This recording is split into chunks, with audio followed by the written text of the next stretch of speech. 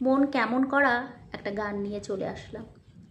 তুই ফেলে এসেছিস কারে মন মন রে আমার, তুই ফেলে এসেছিস কারে মন মন রে আমার, তাই জনম গেল শান্তি পেলি না রে মন মন রে আমার, তুই ফেলে এসেছিস কারে মন মন রে আমার, যে পথ দিয়ে চলে এলি সে পথ এখন ভুলে গেলি,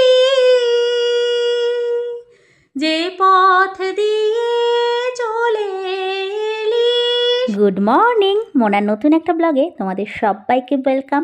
আজকের হায়দ্রাবাদের আকাশ কিন্তু একদম মেঘলা হয়ে রয়েছে, সারা রাত অল্প অল্প বৃষ্টিও হয়েছিল। আর নিচে দেখো এই যে বুট্টুকে নিয়ে না কৌশিক বেরিয়ে গেল, আর এখন তো আর বেশি দূরে যেতে হয় না স্কুটি নিয়ে, একদম মাঠের ওই পারেই বুট্টুর বাস চলে আসে, ওরা হাঁটতে হাঁটতেই চলে যাবে। আর একটা জিনিস দেখাই, আজকের কিন্তু এই নিচের যে দিদি কাজে আসে সেই দিদি পুরো হলুদ জলে দেখো পুরোটা একদম ধুয়ে দিয়েছে, আর কি সুন্দর এই যে ডিজাইন করে রাখে। দুটো গেটেই এরকম ডিজাইন, শুধু এই বাড়িতে নয়, তেলুগু এইখানে হায়দ্রাবাদ বলো কিংবা পুরো তেলুগু জায়গাতেই না বাড়ির সামনে এরকমভাবে ডিজাইন করে রাখে।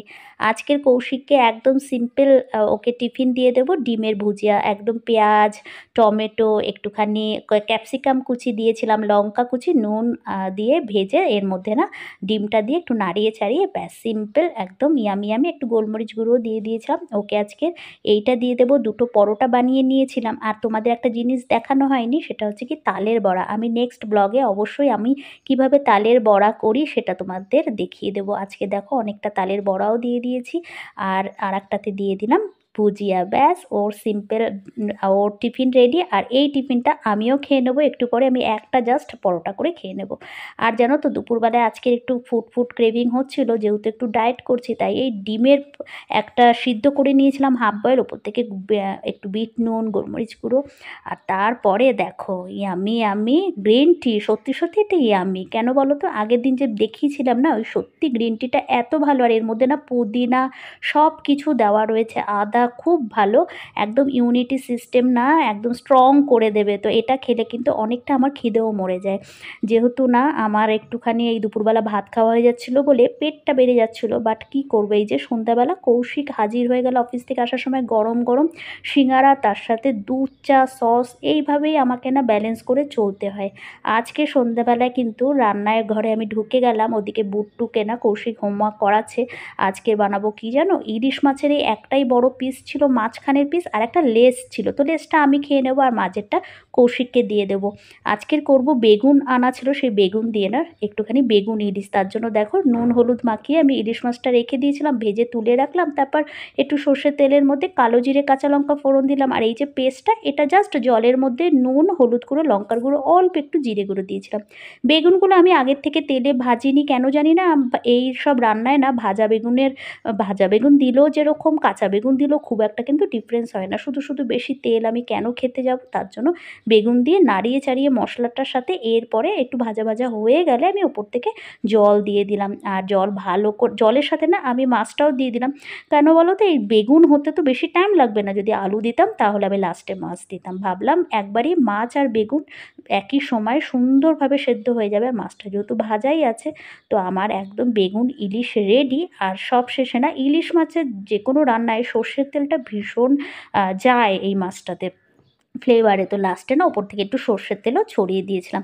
এর সাথে আরেকটা যেটা করবে, একটু কলমি শাক পেয়েছিলাম খুব টাটকা, তোমাদেরকে তো বলেছিলাম সেই মন্দিরে গেছিলাম, আসার সময় কলমি শাক নিয়ে এসেছিলাম।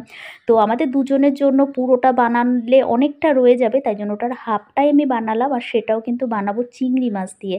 দেখো আমার কেমন দেখতে হয়েছে বলো তো, আর খেতেও কিন্তু ভীষণ টেস্টি হয়েছিল বেগুন ইলিশ।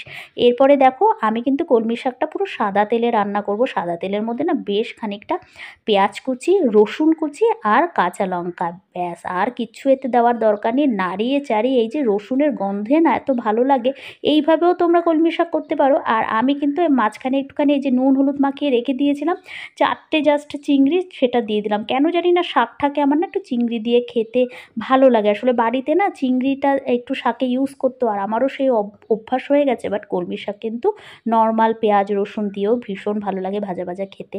এটা দেওয়ার পরে ওপর থেকে নুন একটু হলুদ গুঁড়ো দিয়ে দিয়েছিলাম, ব্যাস এবার ঢাকা দিয়ে দেবো। কলমি শাকটা টাটকা ছিল বলে দেখো কত জল বেরিয়েছে।